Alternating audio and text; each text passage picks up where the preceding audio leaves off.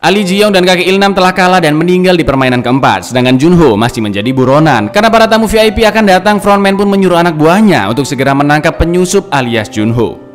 Sekembalinya para pemenang ke base camp, ternyata Miryong masih hidup dan lagi santai ngongkang-ngongkang kaki. Karena nggak dapat pasangan, panitia mengembalikan Miryong begitu saja ke base camp dan tidak perlu mengikuti permainan. Sekarang jumlah pemain tersisa 17 orang dengan total imbalan 43,9 miliar won. 그러더니 곱게 숙소로 데려다 주더라.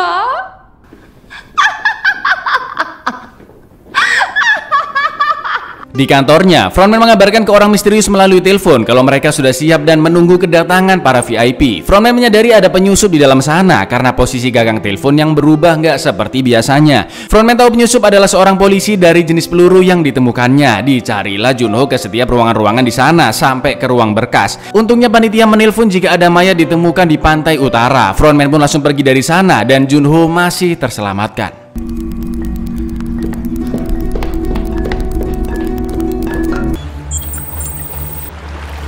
VIP들이 도착했습니다. Sebyok dan Gi-hun masih terpukul atas kematian Ji Young dan Ilnam. Sang-woo mengatakan jika mereka nggak perlu sesedih itu karena masih ada yang jauh lebih miris, yaitu bapak-bapak nomor 69 yang sudah membunuh istrinya sendiri. Saking depresinya, si bapak minta semua pemain voting lagi agar permainan ini berakhir karena di sini mereka harus membunuh orang terdekat hanya demi memperebutkan uang. Sang-woo pun makin jengkel mendengarnya karena kalau berhenti istrinya juga nggak bakalan hidup lagi. Hadiah uang itu adalah bentuk pengorbanan semua orang di sini termasuk istrinya, kata Sang-woo. Kalau mereka berhenti, yang ada malah makin merasa bersalah dan mereka akan tetap miskin. Karena perkataan Sang-woo ada benernya dan mereka sudah sampai sejauh ini, jelas nggak ada satupun yang setuju untuk berhenti. 당신들이 이 안에서 제일 친했던 사람들을 죽였잖아. 당신들이 사람이야. 나가서 다시 밑바닥에서 별 같은 인생까지, 지뢰 같은 죄책감까지 안고 살자고? 당신들 정말 그렇게 살 자신 있어? Para VIP pun akhirnya datang dan disambut oleh frontman. Dia menjelaskan kalau tuan rumah belum bisa muncul karena ada masalah pribadi. Ya udah nggak apa-apa, yang penting kita bisa nonton pertunjukannya, kata para VIP. Ketika mereka masuk, terlihat Junho yang lagi sembunyi di dekat sana. Shall we? Ternyata para peserta dijadikan taruhan dong lur, dibuat mainan sama sultan-sultan gak ada akhlak. Salah seorang VIP bernama John tiba-tiba berteriak, "Tidak, jangan lakukan itu." Ternyata si bapak nomor 69 lagi siap-siap bunuh diri. Padahal dia sudah bertaruh $1 juta jagoin nomor 69. Sementara itu Junho nodong seorang pelayan VIP dan ganti penyamarannya lagi. 교대 시간이야.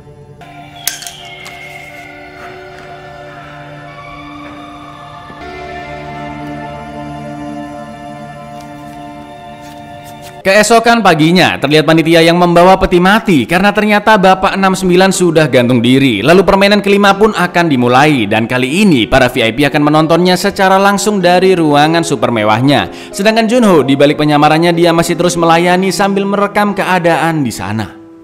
Sebelum permainan dimulai, pemain harus memilih manekin yang sudah diberi nomor dari 1 sampai 16. Secara insting lur, 8 orang langsung mengambil nomor-nomor tengah dan tersisa 8 nomor lagi. Karena 8 orang yang lain bingung harus memilih nomor depan atau belakang, panitia pun memberikan petunjuk jika nomor tersebut adalah urutan dalam memulai permainan. Seperti pengalaman di game-game sebelumnya, Gi-hun berpikiran jika nomor-nomor awal pasti lebih menguntungkan karena permainan ini pasti ada batasan waktu. Mau ngambil seret mikir lagi ya kan, kalau nomor akhir kan enak bisa mengamati orang lain dulu dan bisa mengatur strategi, batinnya Gi-hun. Kebanyakan pertimbangan akhirnya nomor-nomor udah diambil lagi, sisa nomor paling ujung-ujung 1 dan 16. Datanglah si bapak yang pengen ngambil nomor 1 dan Gi-hun pun akhirnya mengalah mengambil nomor 16.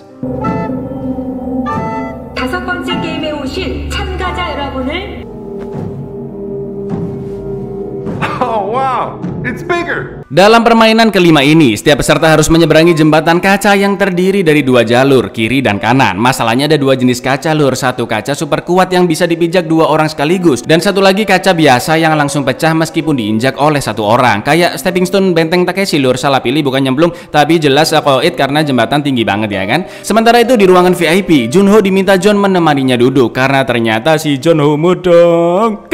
Dia meminta Junho membuka topengnya, tapi Junho langsung menolak karena dia bisa dibunuh kalau membuka topeng di sana. Maka dari itu Junho meminta John pergi ke belakang agar bisa berduaan. You're living at the most exciting moment. I'm going off for a different kind of fun. Permainan kelima pun dimulai. Nyesel-nyesel nggak inti pak, milih nomor 1. Udah hampir 2 menit si nomor 1 nggak jalan-jalan saking takutnya. Karena waktu terus berjalan, Doksu pun mengancam akan mendorongnya dan akhirnya dia melompat. Ya, lompatan pertama aman milih sebelah kiri, tapi lompatan kedua kaca pecah karena yang benar di sebelah kanan. Beberapa pemain pun mulai maju satu persatu. Mereka coba berbagai teori tapi tetap salah pilih. Bahkan ada yang lupa pijakan yang benar dari pemain sebelumnya.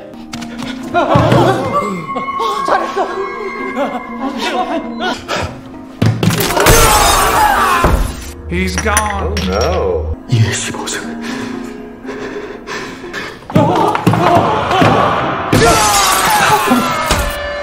아까 그 사람이 다음에 어느 쪽 발 맞는지 기억나요? 제가 갑자기 기억이 안 나요.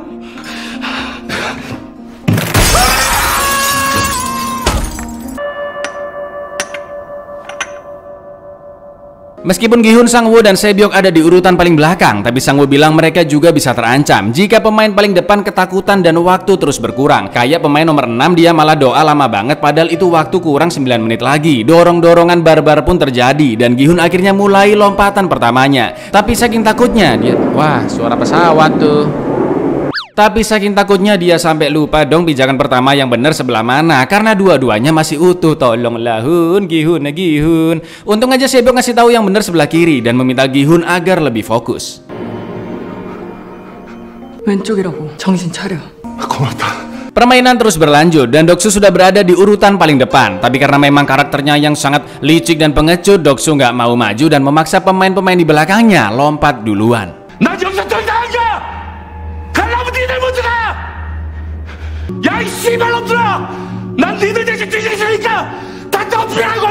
Karena masih nggak ada yang mau maju, tiba-tiba peserta di belakangnya Doksu ada yang mendorong dan jatuh. Ternyata itu adalah ulah dari Miryong. Dia bilang jika Doksu hanyalah seorang pengecut yang sangat licik. Alih-alih mau jalan duluan ke kaca selanjutnya, Miryong yang sangat membenci Doksu langsung memeluknya untuk membalaskan dendam mati bersamanya. 나 배신하면 죽는다고 했지. 이런 미친 년이 씨발! 이거 놓으라고 씨발년아!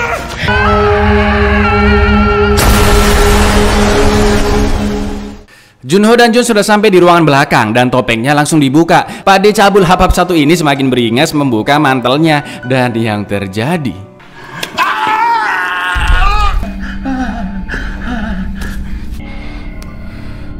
Tell me everything. You know about the game. tersisa 4 pemain dan 4 pijakan lagi. Untungnya pemain paling depan adalah pekerja di pabrik kaca selama 30 tahun. Dia bisa membedakan kaca mana yang keras dari pantulan cahayanya dan juga bisa dari suaranya yang lebih jernih jika diketuk. 3 kaca berhasil dilewati dan sisa 1 lagi. Tapi identitas pemain yang kerja di pabrik kaca diketahui oleh panitia. Karena tamu-tamu VIP merasa permainan jadi nggak seru, frontman pun langsung mematikan lampunya. I think he's examining the refraction of the light.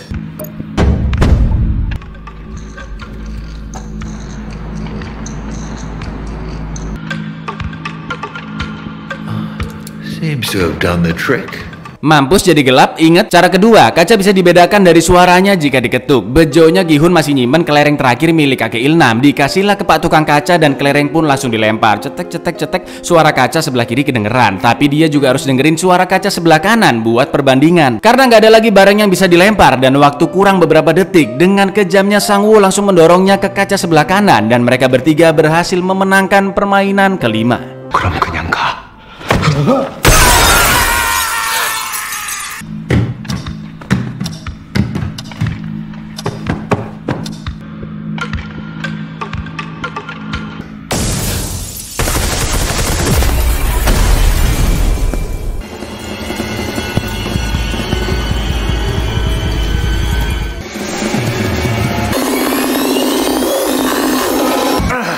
Sementara itu, John si VIP cabul ditemukan pingsan oleh panitia kotak dan Junho sudah menghilang. Ketika frontman ngecek tempat Junho sembunyi sebelumnya, dia sempat melihat Junho yang sudah sampai di dasar. Panitia pun langsung cepat-cepat pergi ke bawah sana dan bener aja Junho sudah kabur dengan mencolong 1 peralatan selam. Di akhir episode ke-7, frontman dan para panitia mencari keberadaan Junho.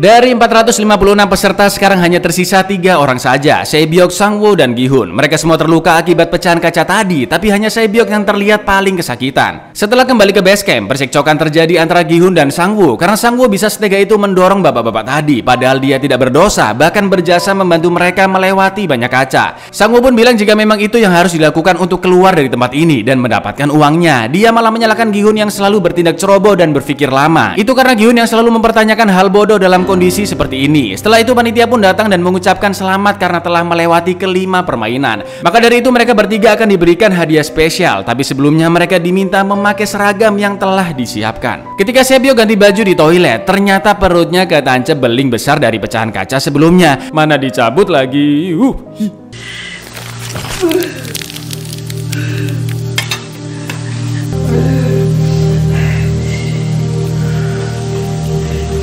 Ternyata mereka diberikan 1 set seragam formal dan dijamu makanan stik mewah ala Dim's The Meat Guy sebagai penghargaan atas kerja keras mereka selama ini. Kerja keras ndasmu kerja keras. Karena udah lama nggak makan enak dan biasanya cuma dapat porsi kecil, Gi-hun dan Sang-woo pun kalap makan dengan lahapnya. Kecuali Mbak Sae-byok yang cuma ngicipin dikit aja karena masih sangat kesakitan. Setelah selesai makan, panitia langsung membereskan alat makan mereka, kecuali sebelah pisau yang tetap ditaruh di atas meja.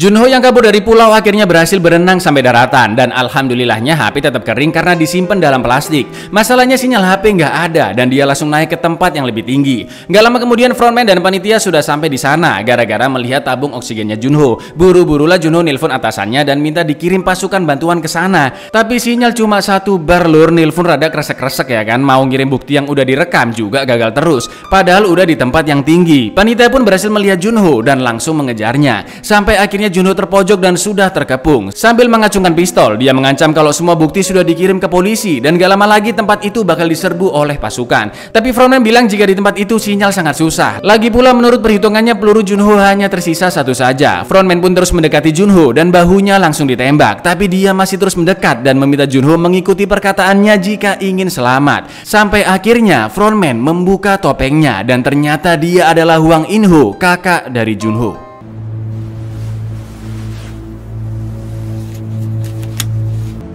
나랑 가자.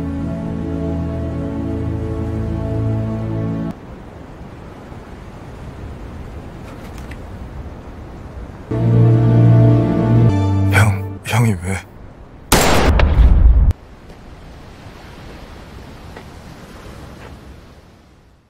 Saat mereka kembali ke base camp, Gi-hun merasa ada yang aneh dengan Sae-byok karena makanannya nggak dihabisin dan dia kelihatan lesu banget. Gi-hun pun mengajak Sae-byok bekerja sama untuk mengalahkan Sang-woo. Setelah itu mereka bisa keluar dari sana dan hadiah uangnya dibagi 2. Mereka pun saling cerita keinginannya masing-masing setelah mendapatkan uang. Sae-byok ingin membayar semua hutangnya, membukakan toko di pasar untuk ibunya dan menjadi ayah yang baik bagi anaknya. Sedangkan Sae-byok ingin menjemput adiknya di panti, membawa ibunya masuk ke Korsel dan membeli rumah untuk hidup bersama. Sae-byok pun ingin Gi-hun berjanji untuk menjaga adiknya Kang jika dia meninggal. Setelah itu Gi-hun melihat Sang-woo yang tertidur dan berniat akan membunuhnya saat itu juga. Tapi Sae-byok menghentikannya karena Gi-hun bukanlah orang yang kejam seperti itu. Lalu Sae-byok yang kehabisan banyak darah mulai tidak sadarkan diri. Gi-hun pun berteriak gedor-gedor pintu meminta bantuan ke panitia untuk dipanggilkan dokter. Sampai akhirnya pintu pun dibuka, tapi bukan untuk menyelamatkan Sae-byok, melainkan membawa peti mati. Karena ternyata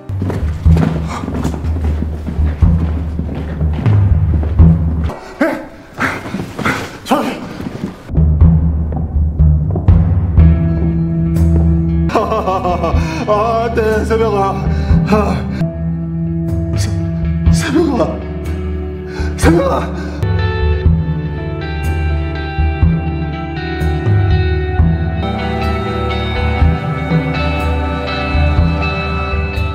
Meskipun sudah sekarat, tapi Sang-woo masih setega itu membunuh Sae-byok. Saking emosinya Gi-hun akan membunuh Sang-woo, tapi panitia langsung menghentikannya. Di akhir episode ke-8, In-ho berhasil mengeluarkan peluru dari lukanya dan merasa bersalah telah menembak saudaranya sendiri yaitu Junho. Sedangkan jasad Sae-byok akhirnya dikremasikan. 형이 왜? My heart was song and let me say for all I worship. 218번. Di permainan terakhir, hanya tersisa dua pemain nomor 218 dan 456. Pertarungan antar dua sahabat kecil yaitu Gi-hun dan Sang-woo. Sebelum permainan dimulai, posisi penjaga dan penyerang akan dipilih lewat lemparan koin. Gi-hun memilih sisi segitiga dan otomatis Sang-woo kotak. Karena yang keluar segitiga, Gi-hun bisa memilih duluan dan dia mengambil posisi penyerang, sedangkan Sang-woo sebagai penjaga. Permainan terakhir adalah permainan cumi-cumi atau Squid Game nggak pakai RT yang dimainkan di arena game pertama. Peraturan permainan pun dijelaskan oleh panitia kotak, di mana penyerang harus masuk ke dalam gambar cumi-cumi, melewati pertahanan dan terakhir menginjak kepala cumi-cumi untuk menang. Sedangkan penjaga harus mendorong penyerang sampai keluar dari gambar untuk menang. Permainan ini bisa berakhir jika ada yang memenangkannya atau salah satu dari mereka tidak bisa meneruskan permainan, dengan kata lain mati. Dari semua permainan anak-anak Korea Selatan zaman dulu, lur, Squid Game adalah permainan paling melelahkan dan sangat kasar. Dan di sini cara apapun bisa digunakan untuk menang, termasuk kekerasan. 게임을 진행할 수 없는 상태는 어떤 상태입니까? Permainan pun dimulai. Penyerang hanya boleh melompat pakai satu kaki, kecuali saat melewati leher cumi-cumi dan seterusnya. Dengan pisaunya, Sang-woo akan menyabet Gi-hun ketika mencoba masuk ke leher cumi-cumi. Tapi dengan tenangnya, Gi-hun melemparkan pasir ke muka Sang-woo dan berjalan melewati leher cumi tersebut. 쓸데없는 소리 하지 말고.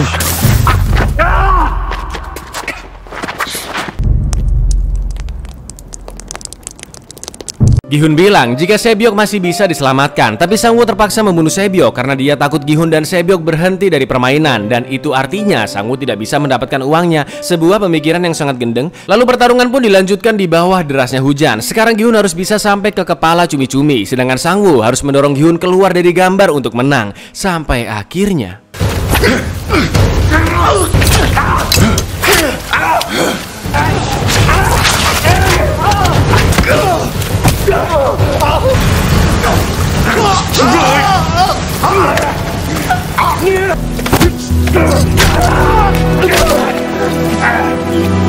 우리 되돌리게 너무 멀리 왔어. keadaan pun berbalik ketika Gi-hun menahan tusukan di tangannya dan menggigit kakinya Sang-woo. Emosi Gi-hun sudah tidak tertahankan karena dia nggak habis pikir jika Sang-woo yang merupakan sahabat kecilnya bisa tega membunuh orang begitu saja. Gi-hun pun terus memukuli Sang-woo sampai dia benar-benar sekarat. Dan dengan pisau yang menancap di tangannya, Gi-hun akan membunuh Sang-woo. Tapi bagaimanapun dia tidak bisa berbuat keji seperti itu. Lalu Gi-hun mulai berjalan mendekati kepala cumi-cumi, tapi tiba-tiba dia memilih untuk berhenti agar mereka berdua bisa selamat. Sesuai peraturan ketiga, jika Gi-hun dan Sang-woo mau berhenti atau mayoritas pemain setuju, maka permainan bisa dihentikan. Dan ketika Gi-hun mengajak Sang-woo untuk berhenti, 가자. 집에 가자. 형, 미안해. 우리 엄마.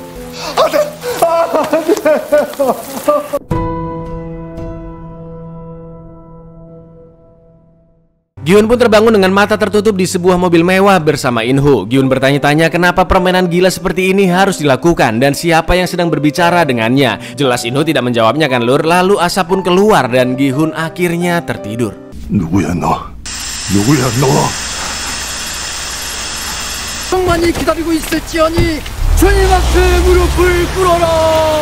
Sesampainya di kota, Gi-hun terbangun dan memuntahkan kartu debit miliknya. Ya, lebih tepatnya punya emaknya sih, yang dicolong buat pacuan kuda di awal film, lur. Dalam kondisi masih linglung, Gi-hun mengambil uang buat ongkos pulang 10.000. Lah kok beneran, cu? Sisa saldonya jadi 45,59 miliar won ya kan?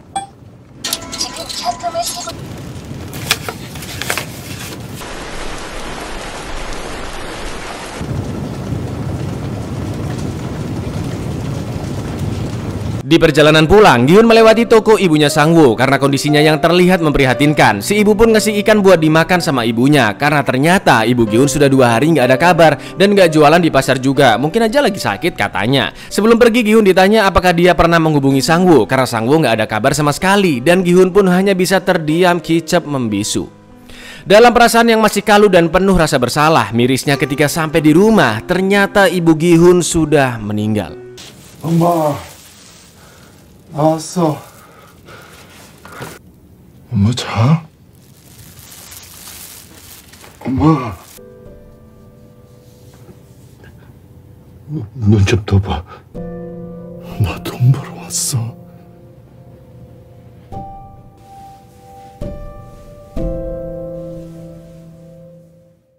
Singkat cerita, 1 tahun kemudian, meskipun Gi-hun memiliki uang yang sangat banyak, tapi dia sudah nggak punya siapa-siapa lagi di hidupnya, nggak pernah memakai uangnya sedikit pun, bahkan menjadi gelandangan. Gi-hun pun diundang oleh pihak bank ke kantornya, dan mereka menawarkan salah satu program spesial karena uang Gi-hun yang bejibun itu cuma ada di tabungan biasa. Ya namanya marketing ya kan. Tapi Gi-hun tetap nggak mau menyentuh uang itu sedikit pun, bahkan dia meminjam 10.000 ke petinggi bank tersebut. 10,000만 빌려주시겠습니까? 아이, 그럼요. 예. Malamnya saat merenung sendirian, Gi-hun disamperin mak-mak penjual bunga yang memohon agar jualannya dibeli biar nggak keburu layu. Jelas Gi-hun yang nggak tegaan langsung beli 1 tangkai, tapi ternyata mak-mak tadi suruhan seseorang karena ada kartu yang sama dengan kartu undangan permainan di bunganya, dengan alamat dan waktu di belakangnya, yaitu tanggal 24 Desember jam setengah 12 di gedung Sky lantai 7. Tertulis bahwa kartu tersebut dari ganbunya Gi-hun.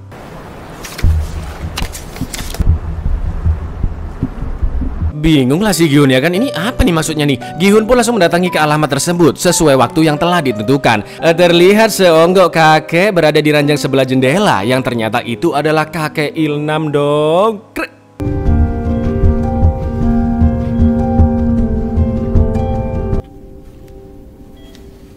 물 좀 주겠나?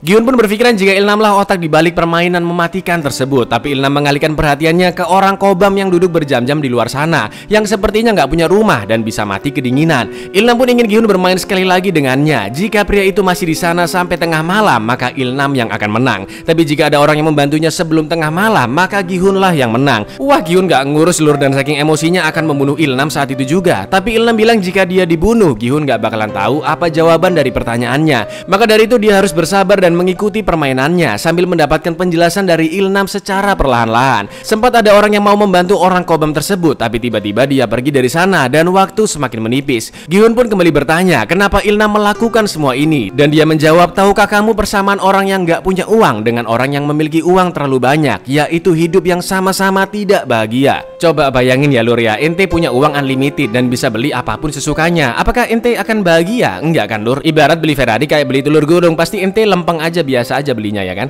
Beda cerita kalau kalian punya uang secukupnya atau berhasil beli barang dari hasil nabung, baru dapat kebahagiaannya. Itulah yang dirasakan Il-nam dan para klien-kliennya yang super sultan. Mereka sudah tidak bisa merasakan kesenangan di dalam hidupnya. Maka dari itulah Il-nam dan klien-kliennya memutuskan membuat permainan ini untuk bersenang-senang. Bersenang-senang? Kamu bersenang-senang dengan cara membunuh orang di permainan itu, kata Gi-hun. Il-nam pun bilang jika dia tidak pernah memaksa siapapun ikut permainan ini. Bahkan Gi-hun dan yang lainnya memutuskan kembali masuk ke permainan dengan kemauannya sendiri. Il-nam sengaja ikut permainan ini karena dia teringat masa kecilnya, hari dimana dia bisa hidup bebas bermain bersama teman-temannya sampai lupa waktu, dan dia ingin merasakan momen itu sekali lagi sebelum dia meninggal. Maka dari itu Il-nam memutuskan untuk ikut bermain daripada hanya menjadi penonton. Il-nam pun merasa sangat bahagia bermain bersama Gi-hun. Berkat Gi-hun dia bisa mengingat kembali kenangan-kenangannya di masa lalu. Sampai akhirnya tepat sebelum jam 12 tengah malam, orang yang pergi tadi ternyata memanggil polisi untuk menyelamatkan si pria kobam. Dan di saat yang bersamaan Il-nam akhirnya meninggal karena penyakit tumor ganasnya. 사람이 왔어.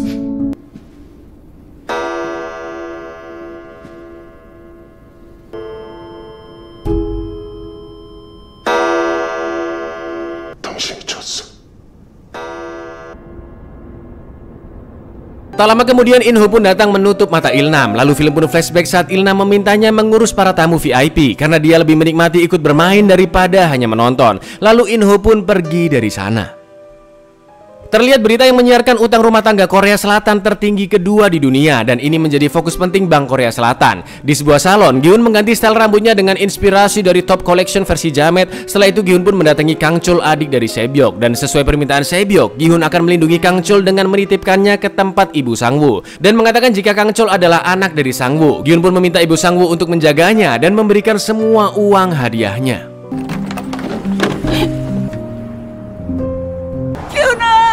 Singkat cerita, di bandara Incheon, terlihat Gi-hun yang menelpon anaknya Gayong dan akan pergi ke Amerika untuk menemuinya. Sampai akhirnya dia melihat si pria misterius yang dulu mengajaknya ikut ke dalam permainan, dan dia sedang mengajak orang lain di bandara tersebut. Nggak pakai lama Gi-hun langsung muter mengejarnya, tapi sayang dia sudah keburu pergi. Gi-hun pun langsung mendatangi calon pemain tadi dan mengambil kartunya. 그건 되나요? Pesawat menuju Los Angeles pun akan diberangkatkan. Giun yang dalam kebimbangan akhirnya menelpon nomor di kartu tersebut. 게임에 참가를 원하십니까? 참가를 원하시면 기아의 이름과 생년월일을 말씀해 주세요. Giun pun menyebutkan nama dan tanggal lahirnya. Dia berniat untuk mencari tahu siapa mereka sebenarnya dan kenapa mereka bisa sekejam itu. Di akhir season pertama, Giun yang tidak bisa memaafkan perbuatan mereka memutuskan tidak jadi pergi ke Amerika dan memilih kembali ke dalam permainan dengan tatapan yang penuh dendam. 용서가 안 돼. 너희들이 하는 짓. 그 비행기를 타. 그게 당신한테 456번. 허튼 생각하지 마.